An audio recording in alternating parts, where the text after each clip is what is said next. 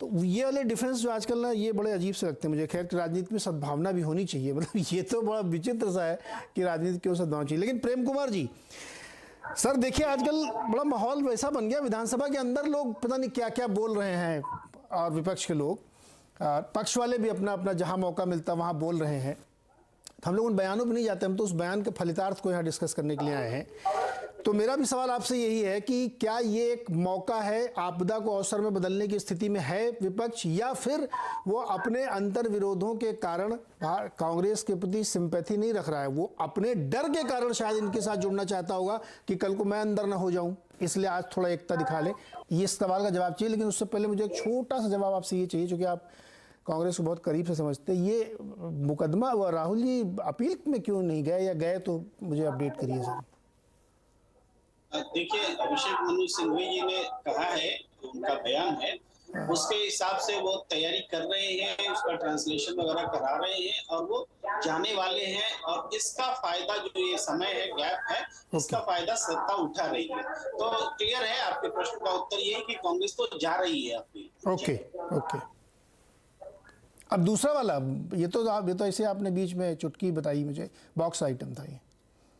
मेरे हिसाब से विपक्ष को पहले समझना जरूरी है। विपक्ष का मतलब क्या है? हाँ। इस देश में बीजेपी ने एनडीए बना ली, कांग्रेस ने यूपीए बना ली, लेकिन ऐसा कभी हुआ क्या कि विपक्ष का नेतृत्व बीजेपी ने किया हो, कांग्रेस ने कभी विपक्ष का नेतृत्व किया हो?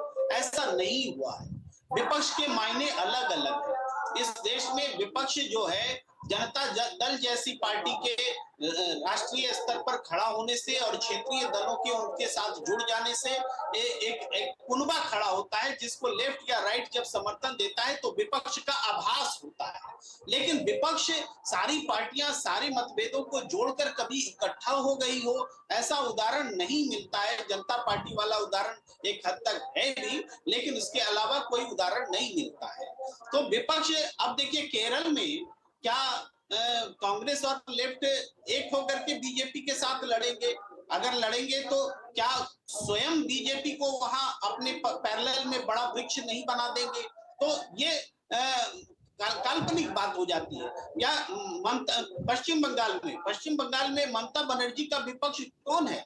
भाई वहां लेफ्ट और कांग्रेस ने मिलकर के एक उपचुनाव जीतकर दिखाया है। तो वहां पर भी अगर वो एक साथ टीएमसी के साथ मिलकर के राष्ट्रीय परिप्रेक्ष्य में चुनाव लड़ने जाएंगे तो मजबूत बीजेपी होगी। तो विपक्ष का मतलब ये थोड़ा होता है कि बीजेपी को मजबूत करने वाली रणनीति को बनाया जाए। ये एक बात जो स्पष्ट हो रही है वो ये कि पूरे देश में मोदी सरकार की तानाशाही के खिलाफ और लोकतांत्रिक तरीकों के खिलाफ एकजुटता दिख रही है। इसका मतलब ये नहीं कि सब मिलकर चुनाव लड़ने वाले हैं, लेकिन मोदी सरकार के विरोध में जनता की मानसिकता तैयार हो रही है। ये वो पृष्ठभूमि है, धरातल है, जिसका जिक्र यहाँ कार्तिकेय जी भी कर रहे हैं, संजय सिंह जी भी कर रहे हैं और रामकृपाल जी भी कर रहे हैं कि माहौल तो है पूरे देश में कि मोदी सरकार के विरोध में विपक्ष ने लेकिन उस विपक्ष को एकजुट होकर के बीजेपी के खिलाफ मिल करके चुनाव लड़ना चाहिए। ये हिपोथेटिकल बात है। ये तो जबरन एक ऐसी बात है जो थोपी भी जाती है। प्रेम कुमार जी सर, एक सवाल है मेरा, ये मुझे थोड़ा सा समझाइए आप कि आप कह रहे हैं कि विपक्ष सब अलग अलग लड़ेगा। अगर केरल में लेफ्ट और कांग्रेस मिलकर लड़ेंगे तो बीजेपी को 4-5 सीटें मिल जाएंगी, ये एक तर्क है, लोग दे रहे हैं। तो विपक्ष नहीं मिलेगा, जनता मिल जाए, ये कौन सा लॉजिक है भाई? आप नहीं मिल रहा है लेकिन जनता सब मिलकर मोदी जी को हरा दे और आप लोग सब अलग अलग लड़ेंगे अपनी अपनी दुकान सजा के, ये कौन सा लॉजिक है सर? देखिए, क्षेत्रीय दलों का परफॉर्मेंस राष्ट्रीय परिप्रेक्ष्य में अगर होता तब तो उसको एक भी सीट नहीं मिलनी चाहिए लोकसभा की, लेकिन क्षेत्रीय मुद्दों के बावजूद सदन में क्षेत्रीय आवाज बुलंद हो, जनता क्षेत्रीय दलों का प्रतिनिधित्व तो भेजती है। लेकिन ये क्षेत्रीय, इसलिए वो क्षेत्रीय आकांक्षा रिप्रेजेंट होती है सदन। अरे सर का लिंक गड़बड़ है, दोबारा आऊंगा इनके पास। प्रेम जी का लिंक, प्रेम जी आपका आवाज आ रही है क्या? नहीं, गड़बड़ा गया है, सही कराइए उसको दोबारा। प्रेम जी आपका आवाज नहीं आ रही, दोबारा आपको कनेक्ट करा के आता हूँ। कार्तिकेय जी, जहां से छोड़ा तो वहीं से शुरू करता हूं, और ये वाला बड़ा महत्वपूर्ण सवाल उठा दिया। ये वाला सवाल मुझे आप लोगों से भी पूछना, संजय से भी जवाब पूछो पहले तो। लेकिन आप ये बताइए, जो हमने कहा था ना मगर, जो बहुत लोडेड क्वेश्चन होता है, अगर ऐसा हो जाए तो ऐसा होगा। अब इसको थोड़ा एक्सप्लेन करते हैं। मैं सवाल है मेरा, मैं कह रहा हूं कि अगर उद्धव ठाकरे जी, अखिलेश जी, ये लोग केवल इस बात के लिए आपस में गठबंधन करें कि सामने वाला मेरे को परेशान कर रहा है, तो फिर तो आप अवसरवादी संगठन में कहलाएंगे।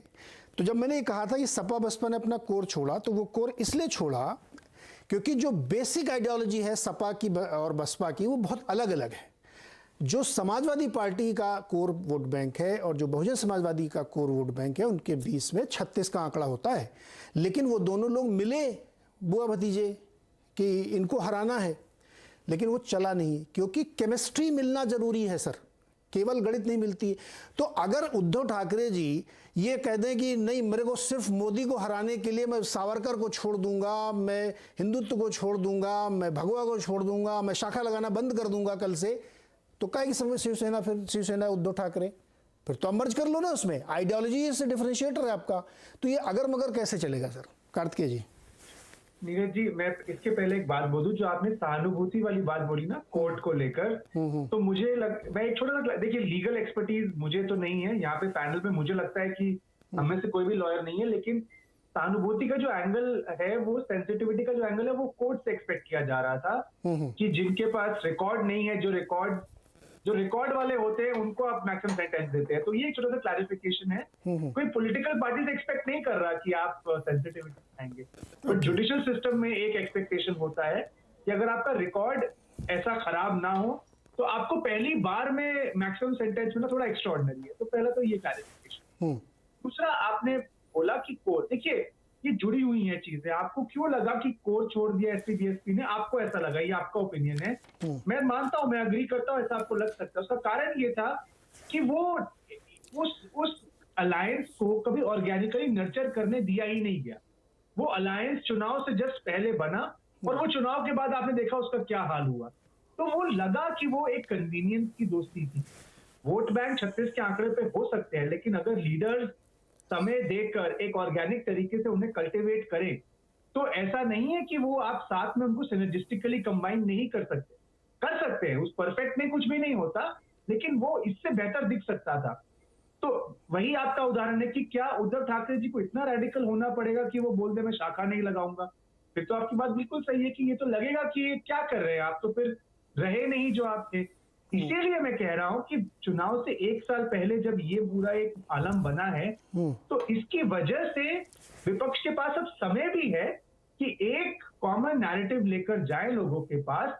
इसमें मुझे क्या सबसे बड़ी कमी लगती है, जो शायद और पैनलिस्ट भी मुझसे अग्री करेंगे, कि आपको एक, जिसे मैं इसको ऐसे एक एनालिसिस दूंगा आपको, कि आपको चौथी इनिंग्स में 150 रन डिफेंड करने हैं बहुत स्ट्रांग टीम के सामने। आपको पता है 5वें दिन की पिच है, स्पिन वाली पिच है। अब आपको अपने सबसे अच्छे स्पिनर उतारने हैं। अगर आप पेस बॉलर को उतारेंगे तो आप मैच नहीं जीतेंगे, लेकिन आपको अपने स्पिन बॉलर ही उतारने हैं। तो आपको अपनी स्ट्रेंथ दिखानी है इस समय। तो मैं ये मानता हूं इस समय विपक्ष के पास एक ऐसा नैरेटिव तो है जिससे वो साथ में आ गए हैं, लेकिन अभी तक मुझे वो नैरेटिव नहीं दिखा जिससे वो आगे बढ़ेंगे। मतलब सिर्फ नेगेटिव नैरेटिव से काम नहीं चलेगा। अनलाइक 1977, एक नेगेटिव नैरेटिव आपको गैल्वेनाइज कर सकता है कि ये बीजेपी क्या कर रही है, गवर्नमेंट क्या कर रही है, लेकिन आपको साथ में एक ऑल्टरनेट विजन भी देना है कि आपका प्लेटफॉर्म अगर सत्ता में आ जाता है, मान लीजिए